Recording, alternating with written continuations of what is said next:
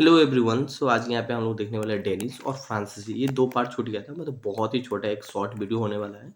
और बस मात्र दो कंपनी के बारे में यहाँ पे हम लोग डिस्कस कर लेंगे। बाकी ऑल ओवर हम भारत में यूरोपीय कंपनी जितना पढ़ना था, जैसे कि हम यहाँ पे हम लोग डेनिस कंपनी देखने वाले हैं। और डेनिस कंपनी स्टार्ट करने से पहले हम थोड़ा सा पीछे जाते हैं कि हम लोग सबसे पहले क्या देखे थे।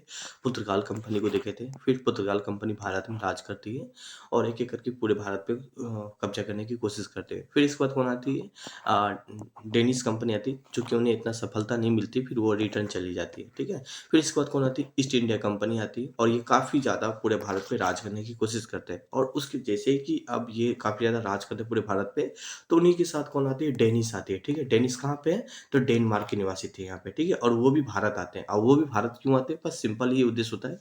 इनका भी कुछ उद्देश्य ये नहीं होता है कि हाँ हम जाके वहाँ पे पूरे भारत पे राज करेंगे, नहीं, सिर्फ और सिर्फ मसाला का व्यापार करने के लिए ही आते हैं। और आगे हम फ्रांसिस से, उनका भी उद्देश्य एक ही होता है। सभी का उद्देश्य अगर हम बात करने वाले हैं कि हाँ हमें वहाँ से व्यापार करना है, ना कि वहाँ पे जाके राज करना है।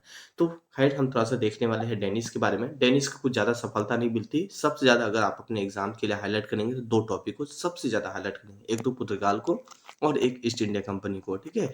इन दोनों के बारे में आप अच्छा से थोड़ा सा पढ़ के जाएंगे। और थोड़ा बहुत छोटा छोटा टॉपिक है। डेनिश बहुत छोटा टॉपिक है। इसके बाद फ्रांसीसी, इनके अलावा डच, तीन ये बहुत छोटा टॉपिक है, तो इन्हें भी आप लोग पढ़ लेंगे।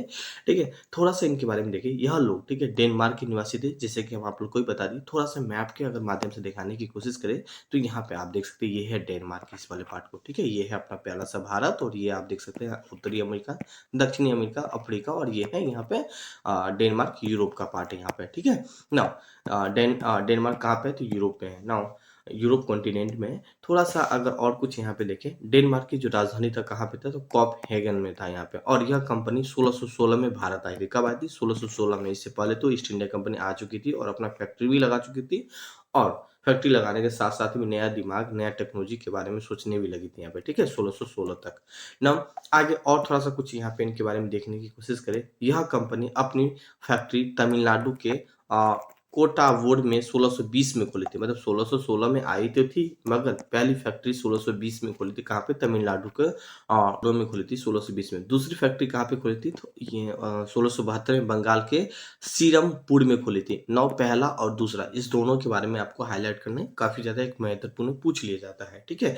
कि डेनिस की दूसरी फैक्ट्री कहाँ पे थी, तो आपके ऑप्शन में बंगाल होगा तो बंगाल को टिक लगा लीजिएगा। जब क्वेश्चन को थोड़ा डीप में जाए तो सीरमपुर होगा यहाँ पे। पहली फैक्ट्री कहाँ पे थी, तमिलनाडु थी। और डीप में पूछे तो फिर यहाँ पे टोकोबोल में आप लगा सकते हैं। यह कंपनी अपनी सभी फैक्ट्रियों को अंग्रेज से बेचकर एयर इंडिया चली गई थी। अब जाहिर सी बात है भाई, आप कोई बड़ी कंपनी है, ठीक है, सपोज दैट कोई बहुत बड़ी कंपनी है और उसके आगे में आप एक छोटा सा कंपनी आप खोलिए, तो क्या आपको लगता है कि आपको चलने देगी वहाँ पे? नहीं, नहीं चलने देगी ना। तो आप क्या करोगे, लास्ट में खुद आपको ऐसा अनफिट फील होगा कि नहीं अब मैं यहाँ से चल ही जाता हूँ बेच के। तो फिर इसी तरह क्या होता है, यहाँ पे डेनिस भी बेच के चल जाता है। उन्हें कुछ भारत में ज़्यादा सफलता नहीं मिलती है। फाइनली वो बेच के, सारे कुछ बेच के और चली जाती है अपने जहाँ से आया था डेनमार्क, वहाँ चली जाती है। फिर कौन आती है, फ्रांस कंपनी आती है। एक एक करके काफ़ी सारी कंपनी आती है।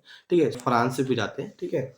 और थोड़ा सा देखेंगे, इन्हें भी कुछ ज़्यादा सफलता नहीं मिलती यहाँ पे। और ये कुछ थोड़ा सा मैप में दिखाने की कोशिश करें तो ये है कुछ फ्रांस यहाँ पे। ठीक है। और यहाँ से भी भारत आने की कोशिश करते हैं, बस बिल्कुल ऐसा ही आने की कोशिश करते हैं यहाँ पे। ठीक है। नाउ थोड़ा सा इनके बारे में देखने की कोशिश करें। यह भारत में आने वाले अंतिम कंपनी थी यहाँ पे। नाउ काफ़ी सारे यूरोप के जो है ना, काफ़ी सारे देश को उन्हें पता चल गया था कि भारत में है ना अब अंग्रेज का शासन लग चुका है। मतलब अंग्रेजी जो है ना वही पूरी शासन करने की कोशिश कर रहा है। तो काफ़ी सारे यूरोप के कंट्री को जाना, वहाँ पे मेरे ख्याल से फिजूल ही हुआ। तो काफ़ी सारे कंपनी को पता हो गया। तो फ्रांस के बाद कोई ऐसी कंपनी फिर नहीं गई थी यहाँ पे। ठीक है। और यह एक सहकारी कंपनी थी और फ्रांस का राजा कौन था, लुइस 14वां था। बस आप इतना ही पॉइंट यहाँ पे थोड़ा सा हाईलाइट करेंगे। हाल ही कब फ्रांस भी जाती है, अपनी फैक्ट्री लगाती है। कुल मिला के कुछ ऐसा प्रॉफिट नहीं होता है, ताकि जो आपके एग्जाम के लिए इतना महत्वपूर्ण हो। बोलने का, लिखना, किताब में तो बहुत ही कुछ है, बट जो फैक्ट है मैंने आपको यही बताया था। तो कैसे यहाँ पे दो ही कुछ कंपनी था। इनका पीडीएफ वगैरह हम सारा कुछ अपलोडेड कर देंगे, तो इन्हें आप रिवीजन वगैरह जरूर कीजिएगा। ठीक है। और जो जो फैक्ट पॉइंट था वो मैं सारा कुछ कवर किया। तो देखते हैं नेक्स्ट अगले क्लास में। Thank you. आज का क्लास बहुत ही छोटा था मेरे ख्याल से। Thank you.